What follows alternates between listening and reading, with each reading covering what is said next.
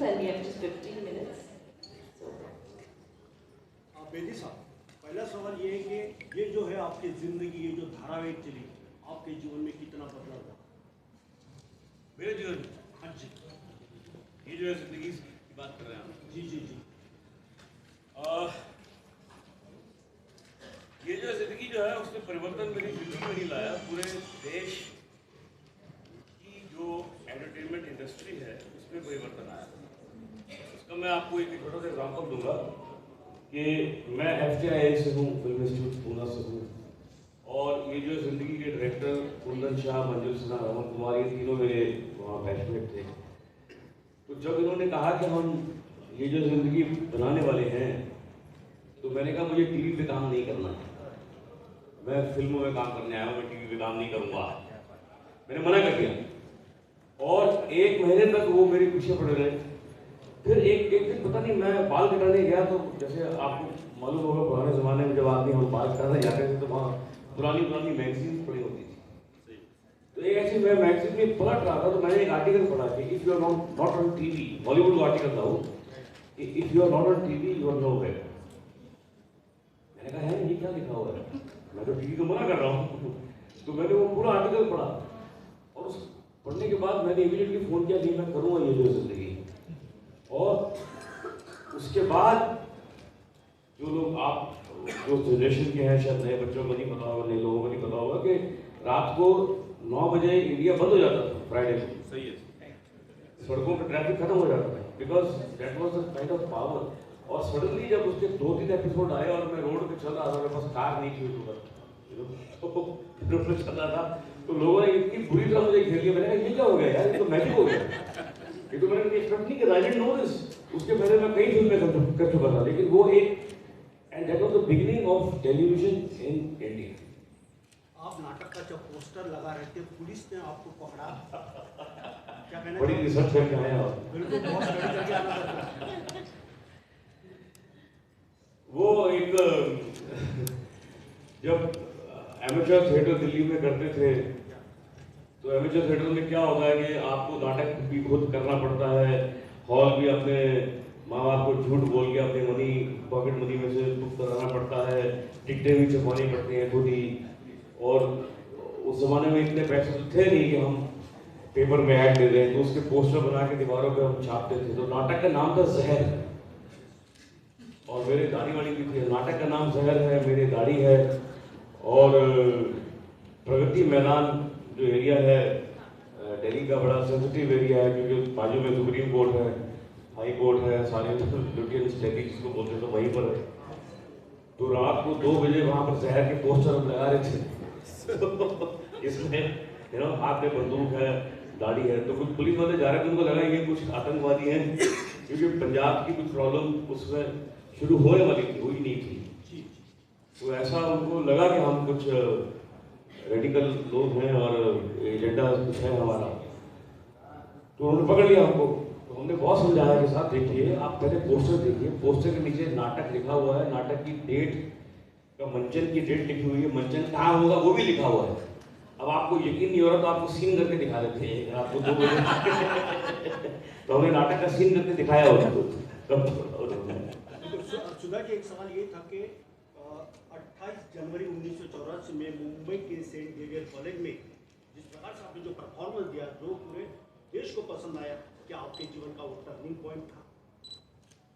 Obviously वो turning point ही था, क्योंकि जब मुझसे ये कहा गया था कि मैं कभी डांस नहीं कर पाऊंगी और मैं हमेशा से डांसर बनना चाहती थी, और सडनली जब आप एक पैर खोल देते हैं और फिर लोग आपसे कहते हैं कि आप कभी डांस नहीं कर सकते, बट जहाँ एक तरफ मेडिकल फ्रेटर्निटी ने मुझसे कहा था कि मैं कभी डांस नहीं कर पाऊंगी, तो दूसरी तरफ वही मेडिकल फ्रेटर्निटी मेरे साथ खड़े रहकर यही यकीन दिलाया कि मैं डांस कर सकती हूँ।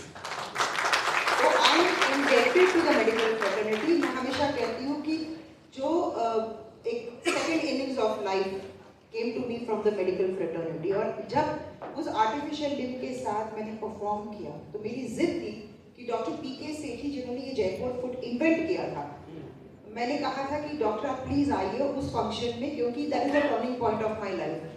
And the biggest compliment that came to me was जब मैं डांस कर रही थी परफॉर्मेंस के बाद डॉक्टर सेठी साहब मेरे पास आए और उन्होंने मुझसे पूछा कि I am little confused, is it the right leg और is it the left leg? Natya Mayuri ही पहला डांस था। नहीं, मयूरी फिल्म पहले बनी थी तेलुगु में, उसके बाद उसी फिल्म को रीमेक किया गया था नाचे मयूरी।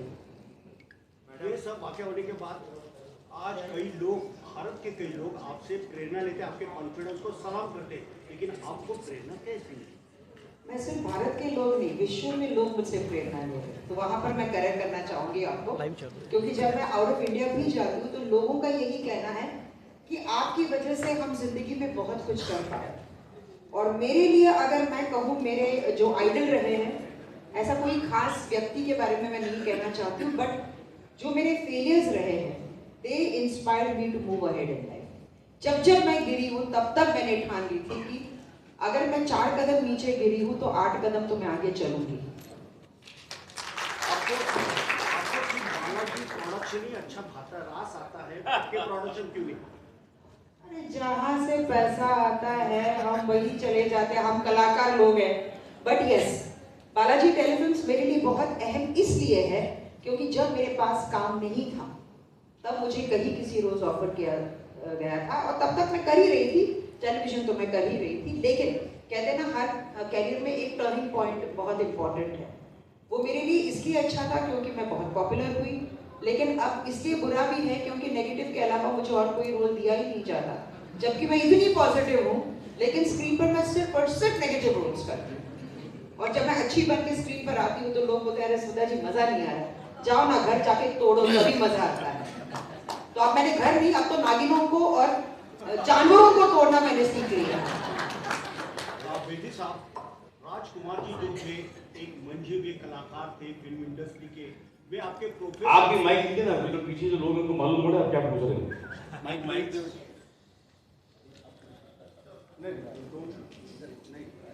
हमेशा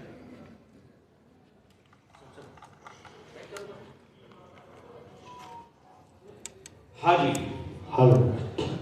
सबसे पहले तो मैं आपके सभी का स्वागत करता हूँ और वाटिका जी आपका भी करता हूँ। अब स्वागत हुआ हमारा 15 मिनट के बाद। एक बार तालियां भी बजा दीजिए मुझे। लोगों को मालूम पड़ा हम आए हुए हैं।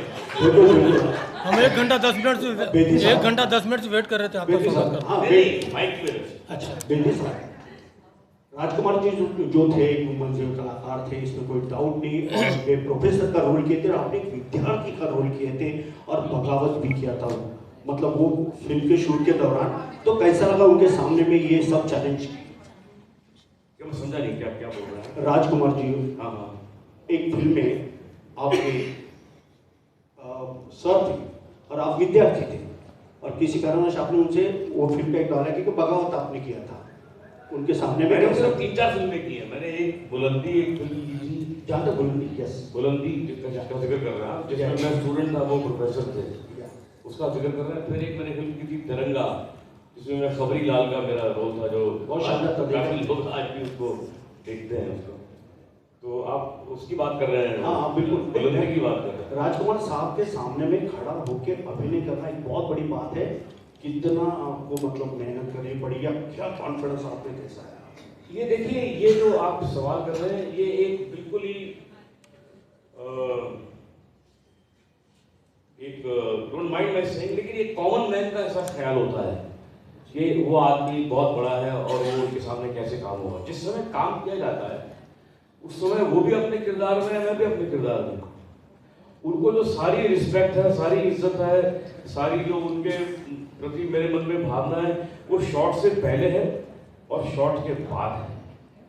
उस शॉट में अगर मुझे उन्हें गाली भी देनी होगी तो मैं गाली दूंगा और वो सुनेंगे भी, क्योंकि वो रोल ऐसा है। यानी आप एक्टिंग को काम नहीं बल्कि शौक समझते हैं।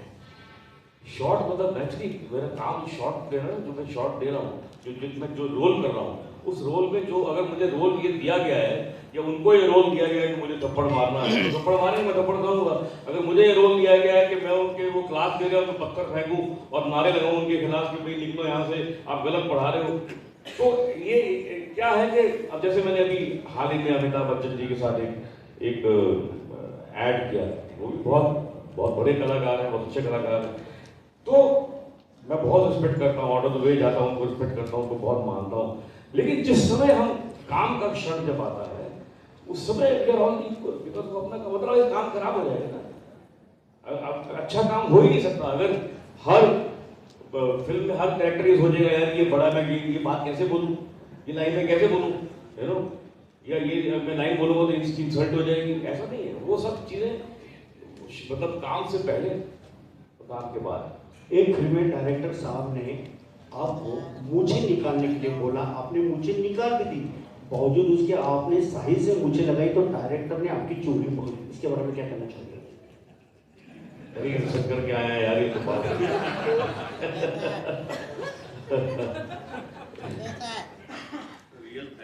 नहीं कोई और भी हाथ खड़ा एक मिनट आखिरी सवाल दो।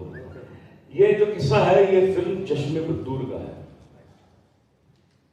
तो चश्मे बदूर पता नहीं आप लोगों ने किन लोगों ने देखी है, कितने लोगों ने देखी, बड़ी आइकॉनिक फिल्म है, अपने ज़माने की बड़ी मशहूर, आज भी उसको अक्रॉस जनरेशन उसको लोग बड़ा पसंद करते हैं। और जो भी हॉस्टल में रहा है उसकी लाइफ में तो बहुत फिल्म है कि लड़कियाँ कैसे पिटाई जाती हैं और पढ़ने के बाद मार कैसे खाई जाती है, ये सब उसमें है। तो उसमें मुझे सही ब्रांच में जो डायरेक्टर ने अच्छी डायरेक्टर, उन्होंने कहा कि तुम मुझे चाहती हो तुम मूछे लगाओ। तो मैंने कहा पतली सी मूछ जो एक ज़माने में हमारे देश में बड़ी कॉमन थी, राज कपूर साहब भी लगाया करते थे अगर आपको याद हो, तलवार कट मूछ, वैसे पतली सी लाइन होती थी यहाँ ऊपर अपर लिप पे, तो वो तलवार कट मूछ मैंने कहा मैं उगा देता हूँ, उसको मेंटेन कर लूँगा, 1-2 महीने में शूटिंग खत्म हो जाएगी। तो मैंने वो उगा ली और शूटिंग शुरू कर दी। अभी शूटिंग के दौरान मुझे एक फ़ोन आया बॉम्बे से, जो मैं फिल्म कर रहा था जितेंद्र जी के साथ, तो उस फिल्म में मूछें नहीं थी, उसकी शूटिंग बहुत सारी हो चुकी थी, थोड़ी बाकी थी। तो मैं मूछों के साथ जब वापस बॉम्बे आया तो डायरेक्टर ने कहा कि ये क्या है, तुम्हारी मूछें हैं, पहले इतना भी कहा कि मूछ उसमें नहीं है। मैंने कहा सर मूछ कैसे निकाल दूँ, ये रियल मूछ है, मुझे वापस जाके शूटिंग करनी है चश्मे बदूर की। बोला हम क्या करें उसमें, तुम नकली लगा लेना, लेकिन अभी तो निकालनी पड़ेगी तुमको, क्योंकि हमने तो कितने सीन तुम्हारे किए जिसमें मूछ नहीं है। तो मैंने मूछ निकाल दी। अब मूछ आएगी तो नहीं ना, जो उसकी शूटिंग तो मूछ कहाँ से आएगी। तो मैंने पेंसिल से मूछ बनाई और शूटिंग में पहुंच गया। अब मैं डरा हुआ था कि यार ये नोट ना कर ले गई, इसको पता ना चल जाए। पूरा दिन निकल गया, पता ही नहीं चला उसको कि पेंसिल की मूछ है। उसके बाद अगला दिन फिर निकल गया। अब एक दिन दिल्ली में गर्मी जब बढ़ गई तो मैंने ऐसे करके वो बलबम ट्रैक पे पहुंचा, आधी मूछ निकल गई। तो मुझे सही ने बहुत डांटा, ये क्या है मूछ कहाँ तुम्हारी। मैंने कहा कहाँ मतलब ये वो मैंने पेंसिल से बना रहा हूँ। बोले तुम्हें कितनी बार मैंने कहा। मैंने कहा देखो 4 दिन हो गए तुमको पता नहीं चला, तो आज ये निकली तुमको मालूम पड़ रहा है। तो डोंट वरी, ऑडियंस में किसी को पता नहीं चलेगा, ये मेरी गारंटी है। और आज तक किसी को पता नहीं, जब तक मैंने बताया नहीं लोगों को पता नहीं चला कि वो लड़की थी। बस मेरा आखिरी का सवाल है, दोनों से है कि वर्तिका जी, नॉलेज भाई जस्ट मिनट, मेरा आखिरी का सवाल है बेदी साहब और सुधा जी के हमारे नागपुर शहर की आन बान शान वर्तिका पाटिल जो है, ये कॉन्फिडेंस जो एकेडमी चला रही है उनके बारे में क्या कहना चाहोगे, क्योंकि बहुत अच्छा उनका काम कर रहा है। पहले आप में गाड़ी में छूट जाए। देखिए मुझे ऐसा लगा आज जब मैंने इनको देखा एयरपोर्ट पे, मुझे को देख के लगा कि मेरे अंदर कॉन्फिडेंस देखते ही इनको आ गया कि खूबसूरत लड़की मेरे सामने खड़ी हुई, कॉन्फिडेंस किसको नहीं आएगा, है ना। तो नहीं मैं मजाक कर रहा हूँ। ये आज की डेट में ये एक बहुत बड़ा इंग्रेडिएंट है कॉन्फिडेंस, जिसको हम बहुत कम लोग इस पर बात करते हैं, इसके बारे में सोचते हैं, इसके बारे में कहते हैं, सिखाते हैं मैं कहूँगा। तो उनमें से मैं कहूँगा कि मैं बहुत सालों से मोटिवेशन लेक्चर लेता हूँ और उसके अंदर बहुत सारी बातें होती हैं, लेकिन एक सिर्फ कॉन्फिडेंस के अंदर एक कॉन्फिडेंस के बारे में बात करना, लोगों के अंदर उसको भरना और उसमें इस तरह की एक फंक्शन को ऑर्गेनाइज करना, ये अपने आप में बड़ी अच्छी बात है। क्योंकि देखिए, हाँ बजा दीजिए ताली।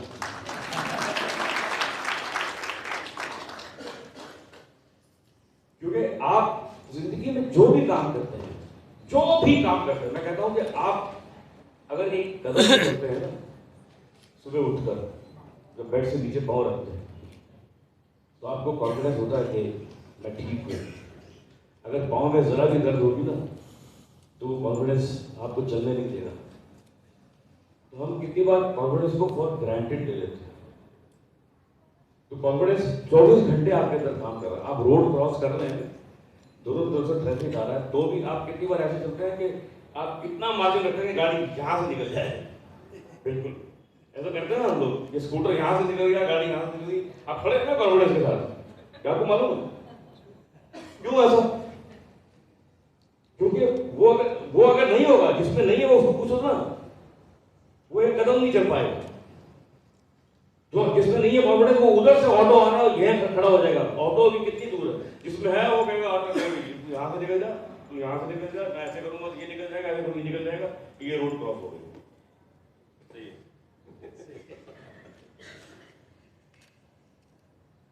इनकी खूबसूरती के बारे में कहूँ या फिर इनकी मन की खूबसूरती के बारे में कहूँ? दोनों है, तभी तो कॉन्फिडेंस है। जब आज मेरी मुलाकात एयरपोर्ट में हुई तो एक होता है कि आप एक अलग फील्ड से हैं जिसमें आप उस शिखर पर you are at the peak of your medical profession. लेकिन जब मेरी मुलाकात उनसे हुई तो she came across such a humble person, she and her husband. Oh my God, they I think are the best couples I must have ever come across in my life. और अगर ऐसा जीवन साथी मिल जाए तो फिर कॉन्फिडेंस क्यों नहीं होगा? क्यों नहीं होगा? कहते हैं behind every successful man there is a woman. But जितनी भी औरतें यहाँ बैठी है जो घर के दहलीज लांघकर अपना काम करने निकली है, me as a woman will say behind every successful woman is that man who stands behind her. He could be the father, he could be the brother, he could be your husband, he can be your son. But वो आपको घर से बाहर निकलने का जो confidence देते हैं, 80% of your battle is won. फिर तो 20% है, वो तो हम जीत ही लेंगे। बस वही कॉन्फिडेंस है जो आज मैं आप में देख रही हूँ, और भगवान आपकी इस जोड़ी को सलामत रखे। और इस confidence, like Rakesh ji rightly said, Covid के बाद कॉन्फिडेंस हर किसी का शेकअप हुआ, हर किसी का। With due respects to the medical fraternity and the great work that you have done for us, but inner confidence कहीं ना कहीं शेकअप हुआ है। तो इस तरह के जो समिट्स होंगे वो कहीं ना कहीं इट इज वेरी इंपॉर्टेंट। एक चिंगारी हर किसी के अंदर है, बस उसे थोड़ा बहुत इग्नाइट करने की जरूरत है, and that is where people like you come in to do that. Thank you so much. Rakesh ji, आपसे एक छोटा सा सवाल है। आपका जो सीरियल था ये जो है ज़िंदगी, आज भी प्रासंगिक है, वो आज भी प्रासंगिक है। और आज के जो सीरियल जैसे तारक मेहता का उल्टा चश्मा, उसमें भी आप हैं, भाभी जी घर पर हैं, ये सीरियल। और इसके अलावा मराठी में एक सीरियल है महाराष्ट्र अच्छी हास्य यात्रा। ये सीरियल्स जो आ रहे हैं, जो धारावाहिक आ रहे हैं, और जो ये जो ज़िंदगी है जो पहले का धारावाहिक था, आजकल के धारावाहिक में द्विअर्थी शब्द आते हैं। क्या आते हैं? डबल मीनिंग वाले, दो अर्थी हैं। लेकिन आपका जो धारावाहिक था वो ये जो ज़िंदगी, वो आज भी प्रासंगिक है। तो आज के धारावाहिक और उस समय धारावाहिक में आप क्या अंतर पाते हैं? देखिए, मैंने दोनों में हास्य है। हाँ जी, मैं एक बात कहूँगा, मेरा 99% काम कॉमेडी की जोन में रहा है। और मैं एक चीज़ हमेशा मानता हूँ कि जो एक डबल मीनिंग कॉमेडी है ना, या double meaning comedy is a shortcut to humour.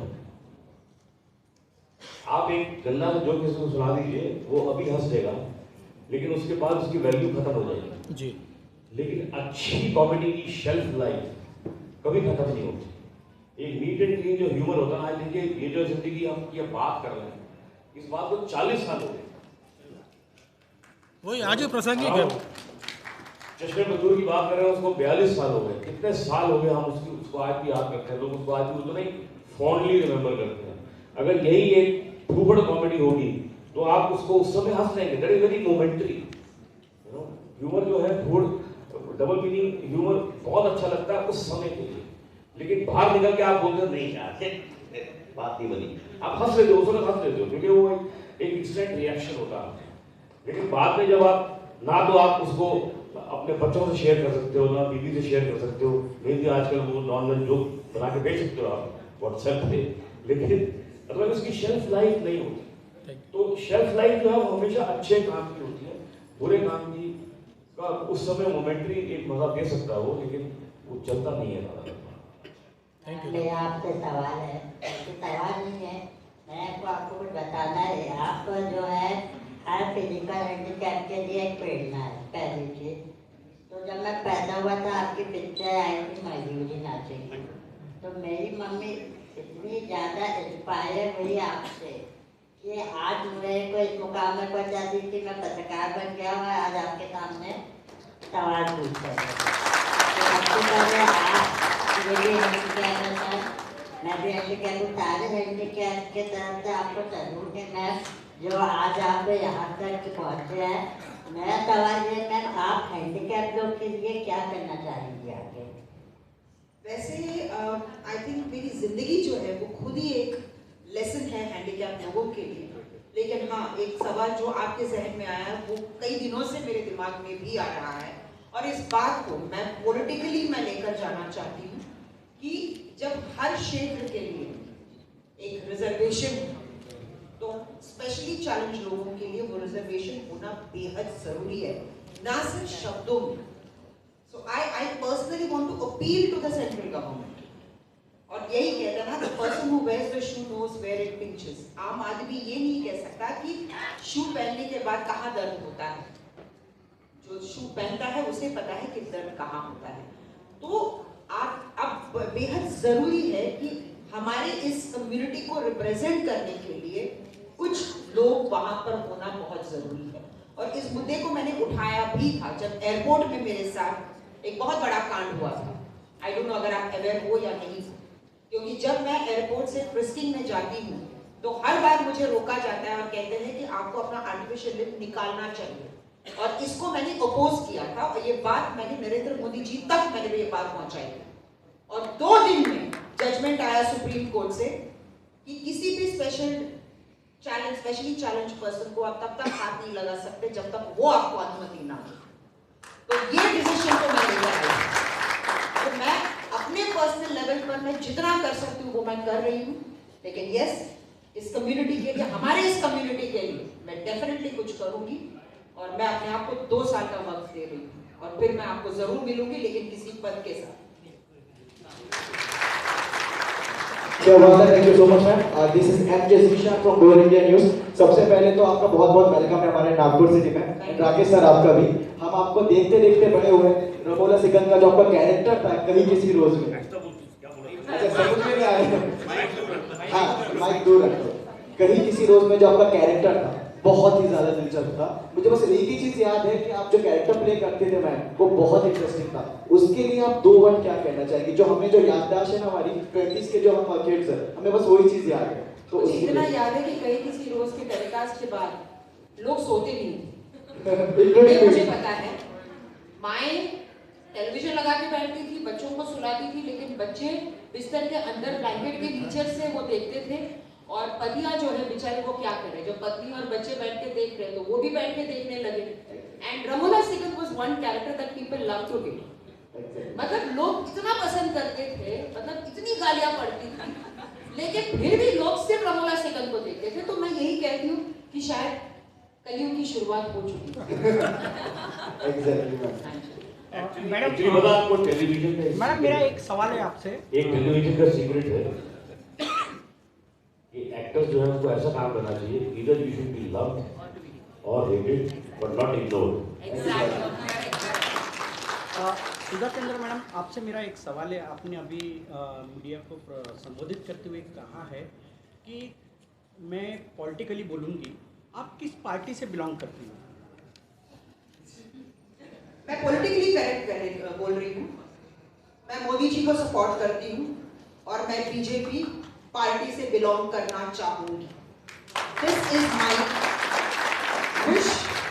और मैं नरेंद्र मोदी जी की बहुत बड़ी फैन हूँ, हालांकि कभी उनसे मुलाकात नहीं हुई है, लेकिन if given a chance I would be in BJP. क्या लगता, आप एक विकलांग है और विकलांगों के लिए अभी आपने एक यानी प्रस्ताव रखा है, मोदी जी के पास रखने का आपने प्रयत्न किया है, लेकिन क्या लगता है आपको कि 2024 का अभी चुनाव है, अभी तक के अपंगों के लिए, विकलांगों के लिए मोदी सरकार जी ने क्यों कुछ नहीं किया?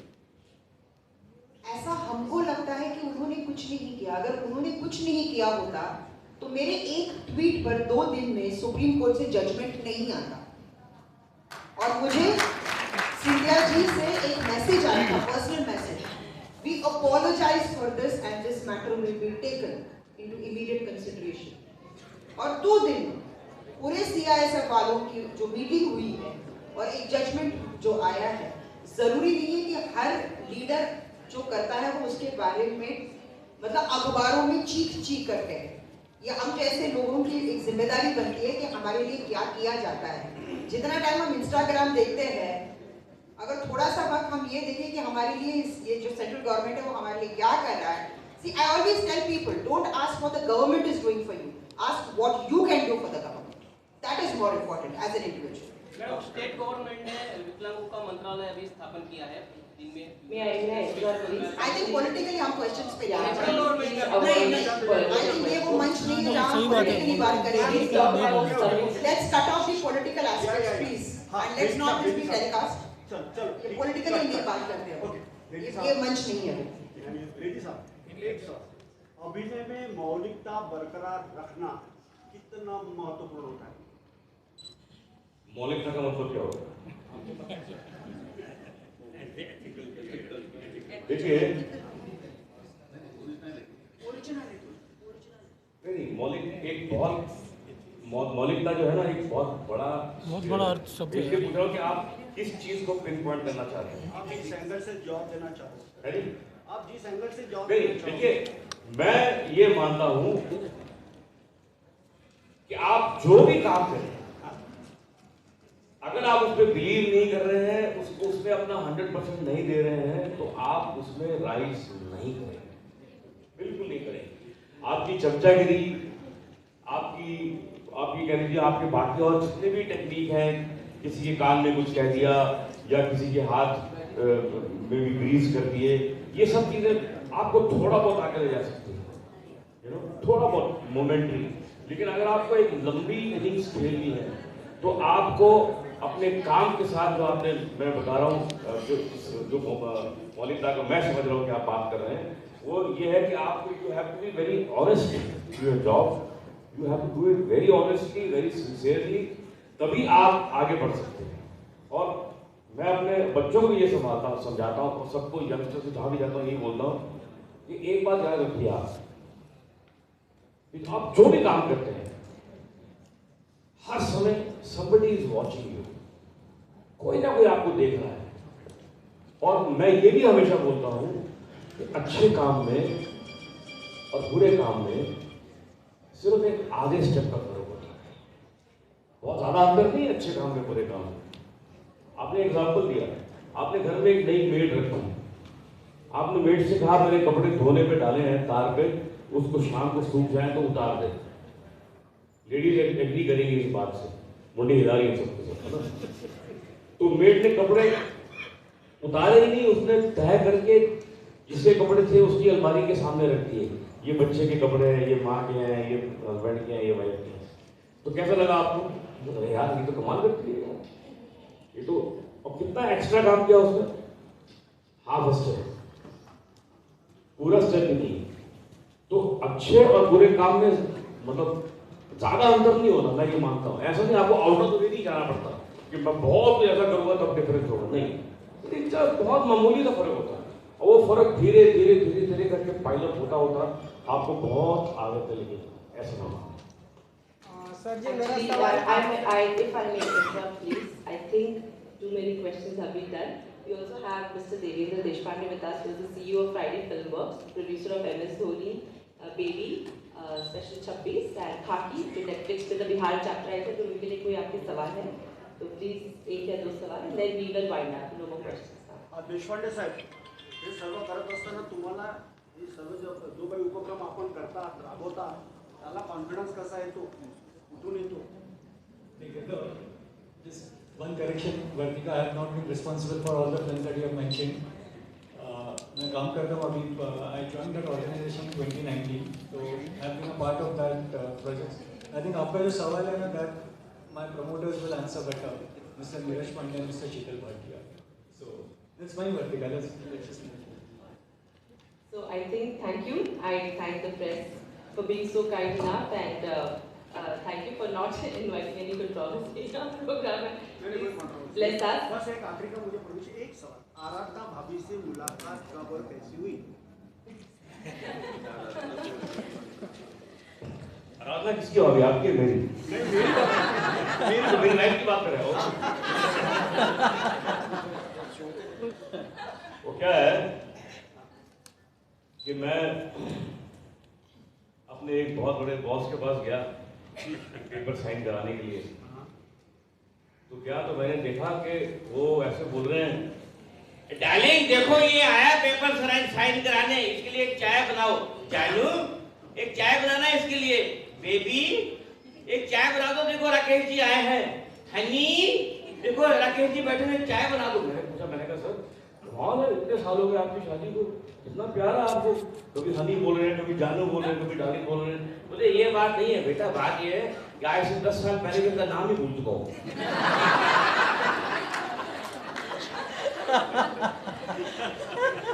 Yes, so thank you everyone, thank you for the press, thank you the press.